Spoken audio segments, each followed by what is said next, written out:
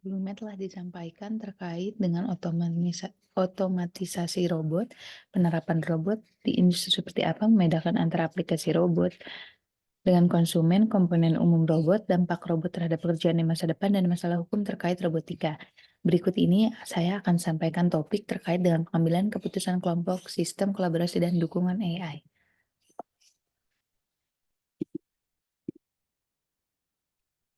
Kita masuk. Di sini terdapat 6 topik. Yang pertama ada pengambilan keputusan kelompok dan kolaborasi sistem. Lalu ada kolaborasi sistem dukungan keputusan.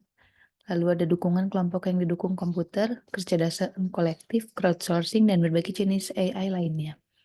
Di sini pertama kita masuk ke kasus vintage pembuka Hendrik Motorsport unggul dengan tim kolaborasi, yang dimana Hendrik Motorsport itu sendiri adalah perusahaan balap mobil termuka di NASCAR Cup yang memiliki tujuan untuk memenangkan balap sebanyak mungkin setiap tahunnya. Namun pada saat musim balap terdapat masalah yang membutuhkan keputusan dengan cepat dalam waktu yang nyata. Di sini dibutuhkanlah yaitu komunikasi dan kolaborasi tim yang sangat penting. Akhirnya yang membantu HMS itu sendiri yaitu adalah Microsoft Team, yang dimana memberikan solusi yang diperlukan untuk komunikasi dan kolaborasi yang sangat efektif.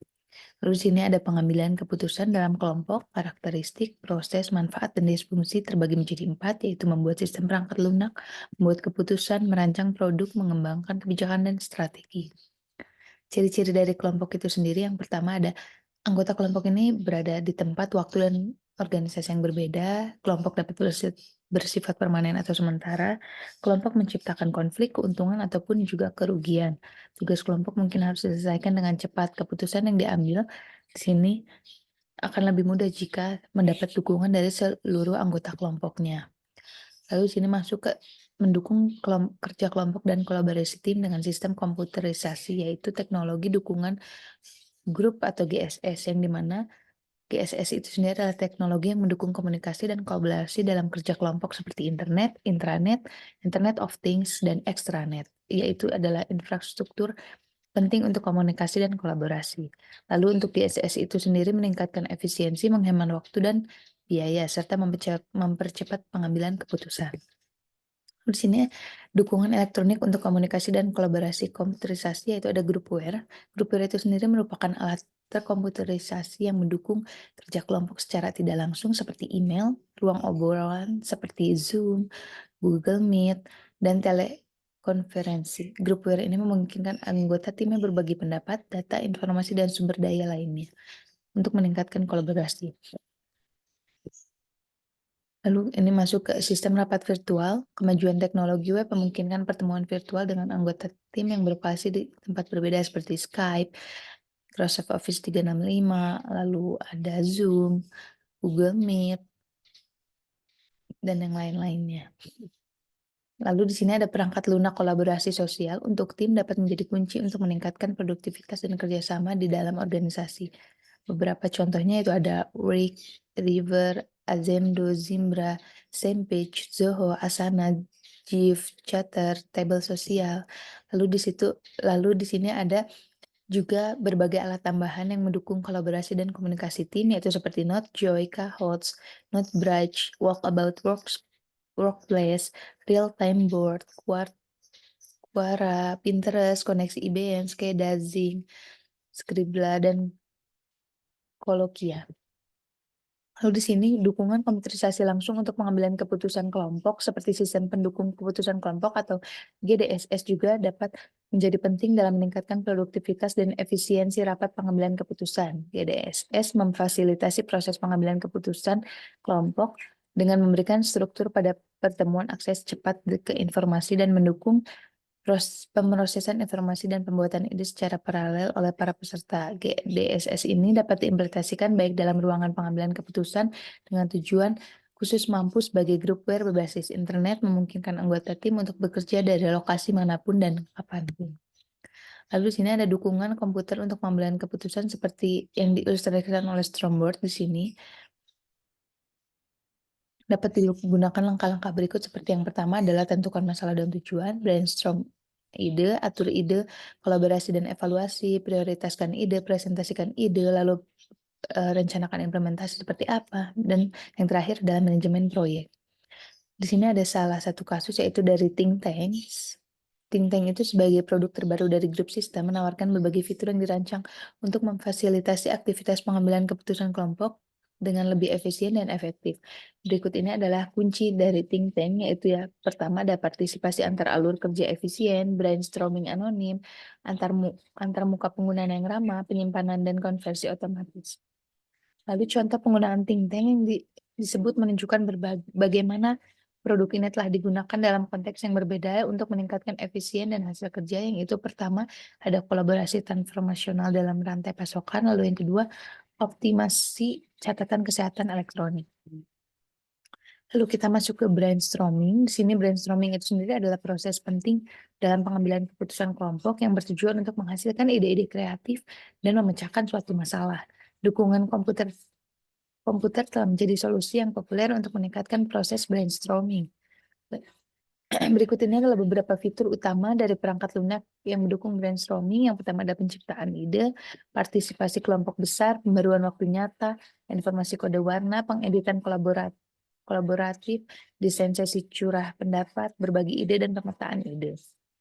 Lalu di sini ada sistem dukungan kelompok atau GSS, adalah suatu gabungan dari perangkat keras dan perangkat lunak yang bertujuan untuk meningkatkan kerja kelompok dengan menyederhanakan dan mempercepat proses pengambilan keputusan serta meningkatkan kualitas hasilnya. GSS itu sendiri mencakup berbagai jenis teknologi yang mendukung komunikasi dan kolaborasi dalam suatu kelompok, baik secara virtual ataupun mau tatap muka. Beberapa cara di mana GSS ini dapat meningkatkan kerja kelompok. Yang pertama, mendukung dan membangkitkan ide secara paralel atau brainstorming. Lalu yang kedua, memungkinkan partisipasi kelompok yang lebih besar, menyediakan anonimitas, memberikan struktur untuk proses perencanaan, mencatat semua informasi pertemuan. Lalu jenis-jenis kecerdasan kolektif dapat dikelompokkan menjadi 3 bidang, yaitu ada kognisi, kerjasama, dan koordinasi. Di sini ada kasus lagi yaitu Westrom, di mana restoran daerah sungai menggunakan web yang dirancang untuk memfasilitasi kolaborasi dalam pengolahan air. Alat ini memenuhi persyaratan termasuk interaktif, berbasis web, ramah pengguna, dan mampu digunakan baik oleh individu maupun kelompok. Westrom di sini, Urestor ini menggunakan kecerdasan buatan AI dan algoritma optimasi analisis untuk memproses model simulasi dinamis, memungkinkan pengguna untuk optimalkan lokasi konversi air secara parsial. Salah satu fitur utama Brainstorm adalah kemampuan untuk memasukkan pandangan subjektif pengguna dan kriteria kualitatif mereka dalam proses optimasi. Hal ini memungkinkan pengguna untuk melihat dan mengevaluasi berbagai desain solusi berdasarkan kriteria kuantitatif ataupun kualitatif. Dengan menggunakan kombinasi model, simulasi, dinamis, dan preferensi pengguna, Brainstorm di sini dapat menghasilkan praktis konservasi air alternatif yang dapat didiskusikan dan dievaluasi oleh para pemangku kepentingan. Di sini masuk ke kecerdasan kolaboratif, yang itu menempatkan orang dalam kelompok dan mengharapkan mereka berkolaborasi dengan bantuan teknologi. Di sini menurut Coleman 2011 itu menetapkan bahwa kolaborasi memiliki 10 komponen. Yang pertama, kemauan untuk berbagi, mengetahui cara berbagi, bersedia berkolaborasi, mengetahui apa yang harus dibagikan, mengetahui bagaimana membangun kepercayaan, memahami dinamika tim, menggunakan pusat jaringan yang benar, melakukan pendampingan dan pembinaan dengan benar, terbuka terhadap ide-ide baru, dan yang terakhir menggunakan alat dan teknologi yang terkomputerisasi. Cara menciptakan nilai bisnis dari kolaborasi itu sendiri ini terdapat di studi IBM, yaitu yang pertama, CI dapat meningkatkan hasil organisasi dengan memanfaatkan pengetahuan dan pengalaman kelompok kerja termasuk pelanggan, mitra, ataupun karyawan. Lalu yang kedua, pentingnya untuk menargetkan dan memotivasi peserta dengan tepat. Dan yang terakhir yaitu perlu mengatasi masalah penolakan partisipan terhadap perubahan. Secara keseluruhan, IBM ini menyimpulkan bahwa kecerdasan kolektif adalah sumber daya yang ampuh untuk menciptakan nilai dengan menggunakan pengalaman dan wawasan banyak oleh orang di seluruh dunia. Lalu kita di sini masuk ke crowdsourcing sebagai metode dukungan keputusan. Definisi dari crowdsourcing itu sendiri adalah tugas outsourcing kepada sekelompok besar orang untuk meningkatkan pengambilan keputusan dan memecahkan masalah. Crowdsourcing sebagai metode kecerdasan kolektif yaitu memanfaatkan kebijaksanaan masyarakat untuk mencapai suatu tujuan tertentu. Contohnya di sini ada Doritos Inc., RNB, Badai Idedel, peneliti Procter dan Gamble, Lego, PepsiCo, kota-kota di Kanada, badan-badan intelijen, dan Hershey. Lalu di sini jenis-jenis utama crowdsourcing menurut Howe tahun 2008 yaitu crowdsourcing dibagi menjadi beberapa tipe atau model seperti kecerdasan kolektif atau kebijaksanaan, penciptaan kerumunan, pemungutan suara orang banyak, dan yang terakhir yaitu dukungan dan pendanaan orang banyak. Lalu proses crowdsourcing di sini adalah berbeda dari aplikasi lainnya bergantung pada sifat masalah spesifik yang ingin dipecahkan dengan metode yang digunakan. Yang pertama, itu dengan cara identifikasi masalah dan tugas yang akan dialih budayakan. Lalu yang kedua, pilih target kerumunan. Lalu yang ketiga, siarkan tugas tersebut kepada orang banyak. Yang keempat, libatkan orang dalam menyelesaikan tugas. Yang kelima, kumpulkan konten pembuatan pengguna. Yang keenam, mintalah kualitas materi yang diserahkan evaluasi oleh manajemen yang memprakarsai permintaan oleh para ahli atau oleh banyak orang. Yang ketujuh yaitu pilih solusi yang terbaik. Dan yang terakhir yaitu memberikan kompensasi kepada orang banyak. Dan yang kesembilan yaitu terapkan solusi yang diperoleh. Lalu kita masuk ke kasus aplikasi crowdsourcing di GlaxoSmithKline. GSK adalah perusahaan farmasi atau layanan kesehatan global yang memiliki 100.000 karyawan berbasis di Inggris dan berupaya melakukan inovasi. Masalah yang dihadapi oleh GlaxoSmithKline ini, mereka memiliki ukuran yang besar dan kehadiran global, tapi memerlukan keahlian dari luar juga untuk menyelesaikan suatu masalahnya. Tantangannya di sini memilih penyakit mana yang akan digunakan sebagai uji coba untuk pengobatan inovatif yang potensial. Solusinya yaitu GSK. GSK menggunakan crowdsourcing untuk mendapatkan solusi dari luar, yaitu dia menggunakan Inosentif adalah suatu perusahaan crowdsourcing global yang berbasis menerima tantangan dari perusahaan klien yaitu GSK, di mana tantangan crowdsourcing ini diluncurkan dengan hadiah untuk memecah masalah terbaik. Hasilnya, yang dilakukan oleh Inosentif, solusi pemenangnya mengusulkan area baru yang dipertimbangkan oleh tim GSK dan beberapa proposal pemenang lainnya juga menyumbangkan ide-ide bermanfaat. Proses ini memungkinkan kolaborasi antara tim GSK dan peneliti pemenang. Lalu di sini masuk ke kecerdasan artifisial dan dukungan Swarm AI terhadap kolaborasi tim dan pengambilan keputusan di kelompok. Tujuan utama dari AI itu sendiri adalah mengotomatiskan atau mendukung proses pengambilan keputusan, termasuk keputusan yang dibuat oleh kelompok.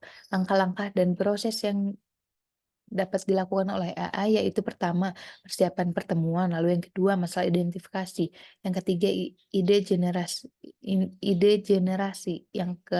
lalu interaksi dan kolaborasi kelompok, prediksi kelompok multinasional buat pengguna dalam mendukung pertemuan, dan yang terakhir adalah penasihat lainnya. Dukungan AI untuk kolaborasi tim yaitu adalah, ini kita masuk ke contoh kasus lagi yaitu Cisco System mensponsori survei global. Yang di mana dampak dari AI itu sendiri termasuk penggunaan asisten virtual di ruang kerja. Ini adalah temuan dari survei yaitu yang pertama, asisten virtual meningkatkan produktivitas, kreativitas, dan kepuasan kerja karyawan. Buat juga memungkinkan karyawan untuk berfokus pada tugas-tugas bernilai tinggi. Buat diterima sebagai bagian tim pekerjaan, lalu buat meningkatkan panggilan konferensi. AI dapat menggunakan pengenalan wajah untuk memasukkan orang-orang yang memenuhi syarat ke rapat. Lalu yang kelima ada karakteristik pribadi cenderung mempengaruhi perasaan orang terhadap AI di tempat kerja. Yang keenam, karyawan pada umumnya senang melihat AI di tim mereka. Dan yang ketujuh, keamanan menjadi perhatian utama ketika AI seperti asisten virtual digunakan dalam tim. Lalu yang terakhir, alat AI utama yang paling berguna adalah NLP atau respon suara. AI juga dapat merangkum topik-topik utama pertemuan dan memahami kebutuhan peserta. Lalu di sini cara Cisco untuk meningkatkan kolaborasi dengan AI, Cisco mengakuisisi platform AI Meetmeld untuk meningkatkan pengalaman kolaborasi, yang dimana integrasi IBM Watson ke dalam solusi kolaborasi Cisco untuk memberikan dukungan AI yang lebih kuat. Di sini dia menggunakan Monica sebagai asisten digital untuk platform kolaborasi Spark, yang di mana adalah Monica itu sendiri adalah asisten suara perusahaan pertama di dunia yang dirancang khusus untuk mendukung rapat. Dia dilatih untuk berinteraksi dengan menggunakan pembelajaran mesin dan bahasa bahasa alami. Lalu fungsi Monica itu sendiri yaitu yang pertama, dapat mengatur pertemuan, yang kedua memberikan informasi sebelum dan selama pertemuan, yang ketiga navigasi dan kontrol perangkat Spark, yang keempat membantu penyelenggaraan dalam menemukan dan memesan ruang pertemuan, berbagi layar dan menampilkan papan tulis, dan membuat catatan rapat dan mengaturnya. Lalu di sini kita masuk ke kecerdasan kawanan dan AI kawanan. Kecerdasan kawanan yaitu perilaku kolektif dari sistem terdesentralisasi dan terorganisir sendiri, baik alami maupun buatan. Contoh-contoh dari alam seperti koloni semut dan gerombolan ikan yang menunjukkan perilaku kecerdasan kawan.